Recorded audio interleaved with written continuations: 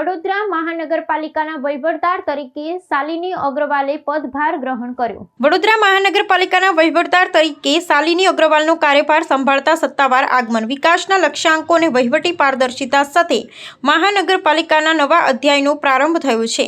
વડોદરા મહાનગરપાલિકાના વહીવટદાર તરીકે વરિષ્ઠ સનદી અધિકારી શાલિની અગ્રવાલ આજે વિધિવત રીતે પદભાર સંભાળી પાલિકામાં પ્રવેશ કર્યો છે। સત્તાધારી પક્ષનો શાસનકાળ પૂર્ણ થયા બાદ રાજ્ય સરકાર દ્વારા લેવાયેલા નિર્ણય મુજબ તેમણે વહીવટી તંત્રની ધુરા સંભાળી છે। પાલિકાના મુખ્ય કાર્યાલય ખાતે ઉચ્ચ અધિકારીઓ દ્વારા તેમનું સ્વાગત કરવામાં આવ્યું હતું અને ત્યારબાદ તેમણે તુરંત જ વિભાગીય વડાઓ સાથે પ્રાથમિક બેઠક યોજી શહેરની વર્તમાન સ્થિતિની સમીક્ષા કરી હતી।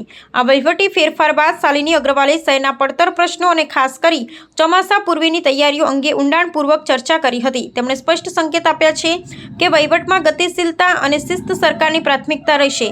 જનતાની સુવિધાઓમાં કોઈપણ પ્રકારનો અવરોધ ન આવે અને નાગરિકોની ફરિયાદોનું ત્વરિત નિવારણ આવે તે માટે તેમણે સત્તામંડળના વિવિધ વિભાગોને ચોકસાઈપૂર્વક કાર્ય કરવા નિર્દેશ આપ્યા છે। આગામી સમયમાં વડોદરાના વિકાસ કાર્યોને વેગ આપવા અને આર્થિક શિસ્ત જાળવવા માટે વહીવટદાર દ્વારા કડક પગલાં લેવામાં આવે તેવી શક્યતા છે। નગરજનોમાં પણ નવા વહીવટદાર અનુભવ અને કાર્યશૈલીને લઈ ભારે અપેક્ષાઓ જોવા મળી રહી છે।